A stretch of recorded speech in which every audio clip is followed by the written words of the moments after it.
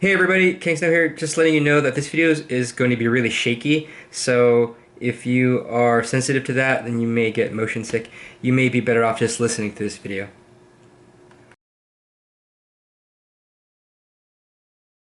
Oh boy. Hello everybody, Cang Snow here for Lightspeed Saber League, the world's fastest light-based fencing, and a couple days ago I was challenged by my old CrossFit coach to do 400 meters of lunges every day for 45 days, and I don't think I can do every day because I have to teach on certain days and I cannot look like I'm gonna fall over, so that's probably not the greatest thing, but I figured I'd try it at least one time, and I thought, well, maybe I'll just go ahead and talk while I do that. Right now I am doing walking lunges, and it just started and it's already hurting. And I really don't know how long this is gonna take, and it is also hot out here, so I probably picked the worst time, but I'll just go ahead and give this a try. And while I walk, I'm going to try answering questions, our 7 most frequently asked questions, I'd say, primarily from our YouTube channel. That was an easy place for me to find the questions because they're, you know, there's a good record of those questions. So anyway, I thought I'd just count it down and answer questions, and then see how things go from there. All right, so question number 1 is, what kind of blades are you using? Yeah, well, I think the first thing people notice when they look at our videos is that the blades seem a little bit more flexy and more whippy. A lot of that is due to the blade that we're using. And it is a 3/4 inch blade, thin wall, not very much used in the lightsaber world except for us.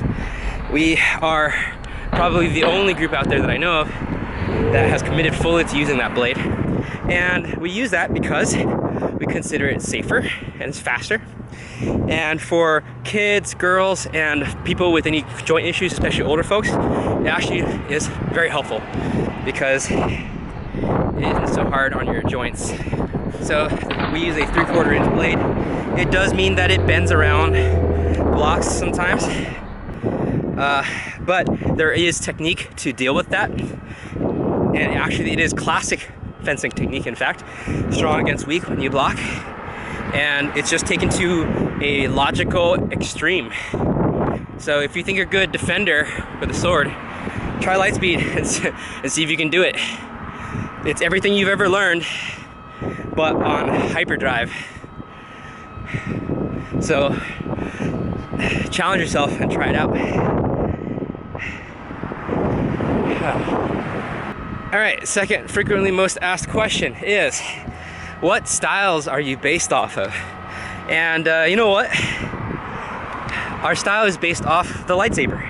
So the whole idea behind the 3/4 inch blade that we're using is that it's very light, and so if you're really fighting with a weapon made of pure plasma, then it shouldn't really weigh very much. And so you make the blade as light as you possibly can, and that way you can really simulate that kind of combat.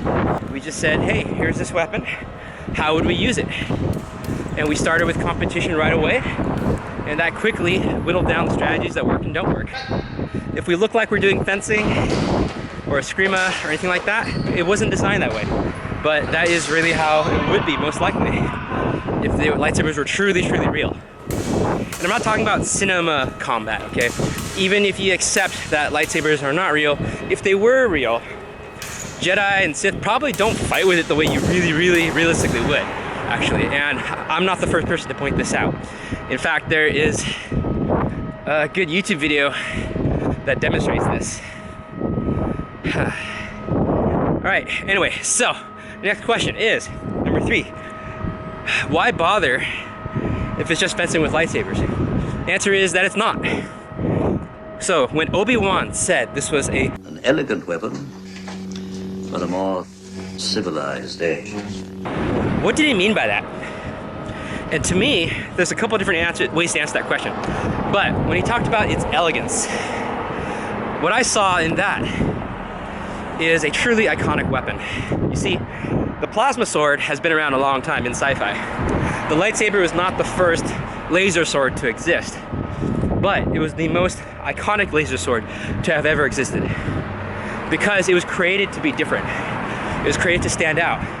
And one thing that they did to change things up with it was that they did not include any kind of quillons, no sort of handguards whatsoever. And so you're like, well, every sword in history, as soon as they figured out how to make handguards, they put handguards on them. So why don't these have handguards? Well, to me, a Jedi doesn't need them. As someone who's that good, that well trained in their skills, they don't need a handguard. And the result is you have this ultra sleek, ultra elegant weapon. Smooth, fast, powerful, no extraneous parts. And I think that's awesome. So, when you say just fencing with lightsabers, I say no, no way. Because in traditional fencing these days, especially if you look at saber or epee, you actually have a weapon with a very large guard. Some would even say cartoonishly large. Defending your hands is not such a big deal in those sports. Whereas here, it is. It's the main filter. Can you do it or not? If you can't protect your hands in Lightspeed Saber, you can't do anything. And that's the big challenge in our sport. Oh, I'm almost halfway there. I can see the stop sign I'm going for. So, anyway, why bother? Well, because it's hard, because it's a challenge. And because there's more to it than it looks. You can use one hand, you can use two hands, you can spin, you can jump, you can run. Oh. And you don't have to worry about an edge like a traditional sword. So there's a lot you can do with it. And I think that's awesome. All right, question 4. Ooh. Oh, I'm almost halfway. Question 4 is, are there any other styles besides one-handed? And I guess I kind of just answered that, but the answer is yeah. I mean, the traditional lightsaber is fairly long hilted, except for Dooku's, of course. And so they're often used two-handed. But, especially in Lightspeed Saber, when the blade is light, you actually have a lot of weapon versatility. So you can use it one-handed, you can use it two-handed, and you can also use it off-handed. And if you fight like me in the race style, use all three as needed. Just the fact that it is very similar to fencing though, due to the weight of the weapon. That's what makes it like fencing. So just to reiterate, you know, we didn't design it that way. That's just how it really would be. And so that's why one-handed styles dominate, because when you have something as powerful as a lightsaber, it can cut through anything really fast. So you don't have to wind up for your hits very much. And so therefore, it's not about power, it's about range. And if you're fighting two-handed, your range is cut down a lot, just biomechanically. If you have to have both hands on your saber, it limits the rotation and the forward draw of your shoulders. So that cuts down your range a lot, even though it does increase your power. So if you're sticking to one-handed, you're always gonna have a range advantage over your opponent using two hands. But that's why I like the Ray form, because it uses power two-handed when it needs it, and it uses range one-handed when it doesn't need the power. All right, let's see, I think we're on question 5, which is, do we use anything other than single blades? Answer is yes. In fact, we use dual wield, and we also use cross guards. And it's not officially recognized, but we also have a Maul class, which doesn't have any rules for it yet. But yeah, so for me, anyone who wants to do it, go for it. Just make sure your partner is okay with it. As for our cross guards, that's called Ren class. And our dual wield is called Tano class. So yeah, we do lots of things. And I am very much hoping to get those implemented into competition really, really soon. And cars are waiting for me. Oh boy. I'm just gonna get to the stop sign here.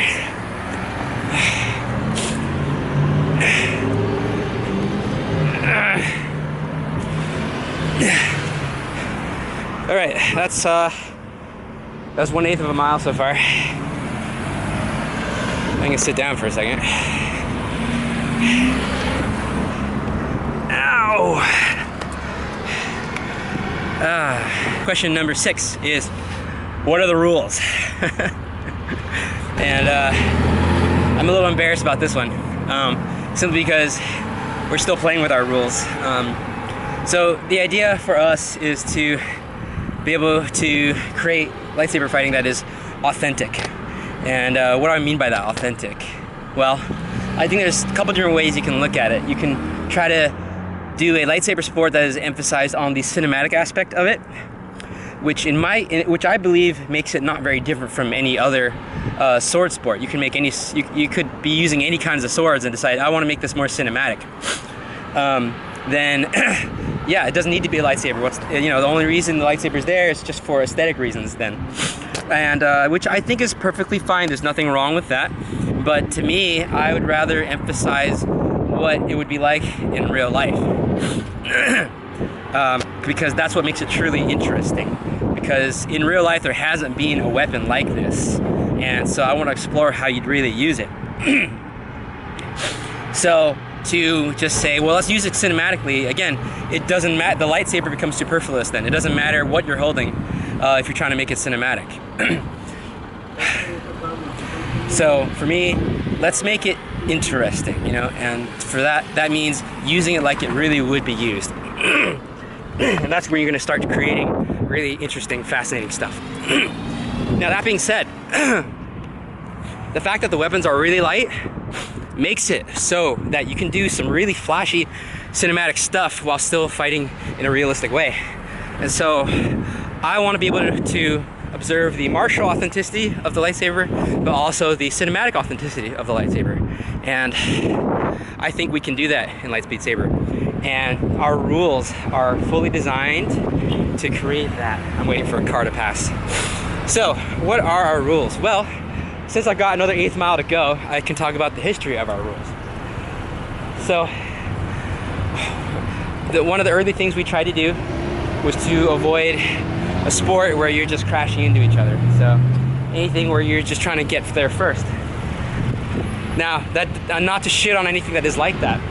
There are certainly some really awesome, awe-inspiring, powerful stuff that is done that way, and I think that's really cool. But for the whole fight to look like that, to me, really kills the martial idea of it. What is fencing, right?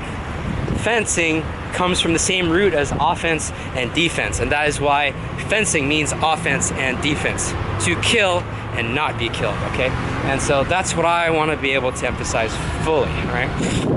So, hey everyone, so the wind really picked up at this moment in the video, so I'm just going to rehash what I was saying at this time.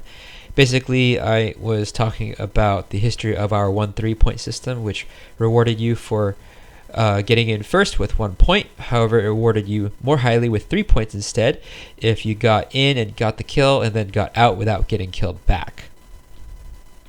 So now we're changing things up though, because we were finding late last year that people were becoming way too safe. They were doing what I call kiting. I think if you play MMOs, you probably know what I'm talking about, but it's just where you try to keep moving backwards and stay out of your opponent's range and just try to get those clean hits by keeping your distance. It makes a lot of logical combat sense, but it was becoming not very interesting. So the new system we're going into, rather than talking about in terms of scoring the clean hit, which is what we valued before, now we're looking for something called a perfect hit, perfect offense or perfect defense.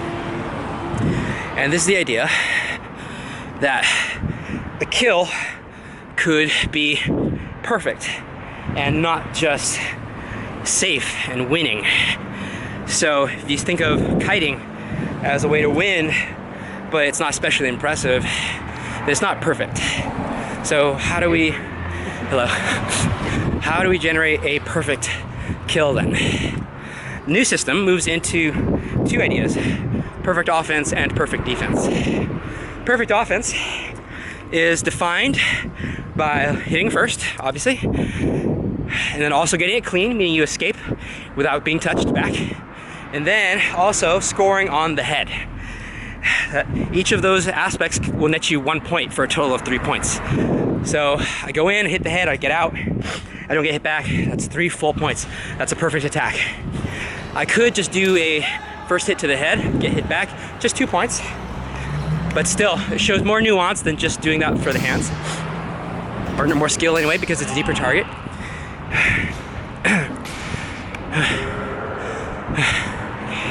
Alright, so perfect defense is doing the risky thing. That means you get 1 point for hitting first, just like before. You get another point for getting it clean so you don't get hit back. And then you get a bonus point. You get a bonus point when you use a parry.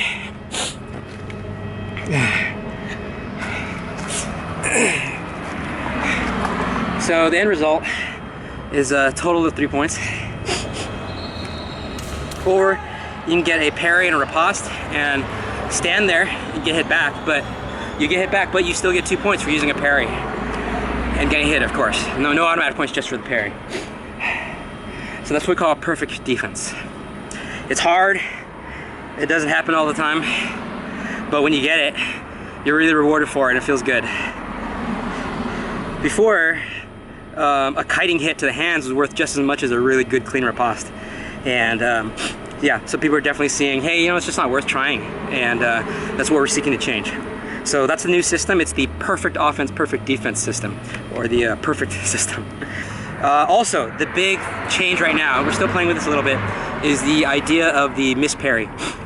So why weren't people using their blade for defense? Well, because A, the rewards were not high enough in comparison to not doing it, and then B, the penalties for you trying to do it and failing were way too high.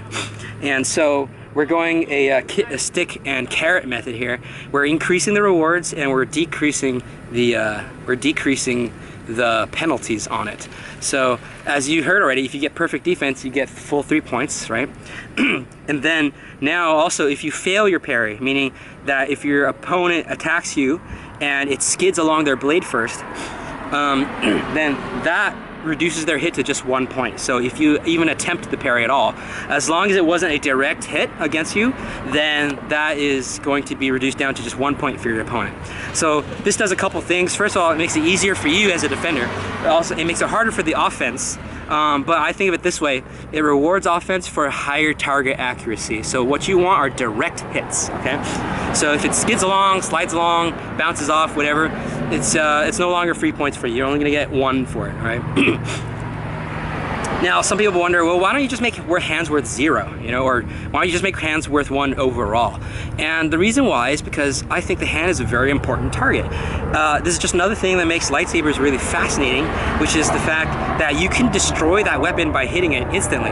So if you're both swinging at each other in just fractions of a second, in a real sword fight situation, you might both be dead, even if you hit first, because that sword is still coming at you. It may have enough force still to cut into you and deal serious damage. You might bleed to death, who knows? So, but with a lightsaber, if you cut through the hilt, that blade, the saber blade is gone instantly. And so the hand is actually a very, very important target. So I don't like devaluing it, because it gives a false impression of the reality of lightsaber fighting. The other thing is that there are some beautiful, beautiful hand hits that I've seen that I don't think should be devalued just because they're at the hands. So that's where we're at right now. I'm really, really excited about the changes coming up. It's gonna make the refereeing a lot harder, that's true. But in my opinion, it actually makes the fighting look better. It's funner because it gives you more strategic options. And also, there is a precedent for being able to do everything we're trying to do. In HEMA tournaments, they already try to get point values for different target areas, so that's normal. And in traditional fencing, the context of the hit, meaning detecting when a parry was made, that's already precedented. So we're not doing anything unusual. We're actually just combining things together. And that's why I know we can do it. It's gonna be hard, but I know we can do it. I'm almost there. All right, so finally, the last question is, how do I join? Well, been working on this for a while now, but we now have a part on our site which shows you how to get started. So go to the resources tab on our page, lightspeedsaber.com, and look up getting started, and you'll find a step-by-step process for starting Lightspeed saber fencing. Now, starting up your own team is a slightly different process, and I'm still working on that one. However, everything before that is all written down, so I'll go ahead and walk you through it. First of all, subscribe to our channel if you haven't on YouTube, because that's where I put commentaries and tutorials and stuff like that. So if you're completely new, that's a great place to learn. And please like our Facebook page, facebook.com/Lightspeed Saber. And then also please join our international group, Lightspeed Saber International. That's where everyone's meeting up. We can talk shop, talk strategy, talk nerds, talk science, whatever you want. It's fun. Okay, step 2 is to add yourself to the fighter map. So this is helping us locate people in nearby areas and not so nearby areas, so that when you put yourself down, other people can find you and link up with you, and you can link up with them. Step 3 is to get yourself a saber, or something like a saber, so that you can start practicing. And I like to suggest that you use our Ray 1 beginner Dulon. A Dulon is a kata, it's a self-practice sequence. And our Ray 1 Dulon has 28 movements that you're supposed to know as a Ray class beginner. And it's a really good foundation. It includes footwork and stances and guards, attacks, shields, deflectors, and evasions. A little bit of everything that you're supposed to know. And there's even a manual on the site. It's 80 pages. I wrote it.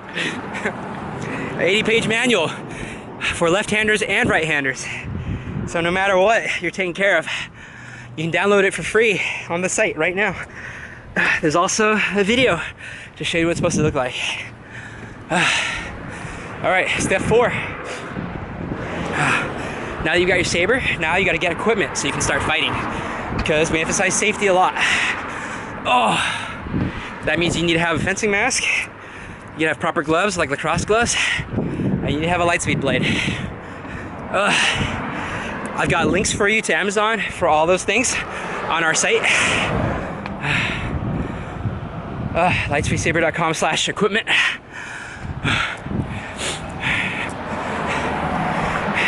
And you can get the blades from us, or you can get them from TCSS and build them yourself. But I promise you, our parts are going to be a little bit better and a little bit cheaper. Don't get me wrong, we get them from them. It's just that we've emphasized how to build these the best way possible. So you'll for sure get it done right through us. Oh, almost done. Step 5. Go to our YouTube channel, study the match commentaries, do our fighting tutorials so you can get good and start passing on your knowledge to others. Because in step 6, that's when you form your own team. Now that's where you come up with a team name, create an insignia, get some photos done of your team so we can put them on our site. I've got one more step left. And I'm done. Oh, all right, I am finished. I think that took like, shit, I think like took 30 minutes or something.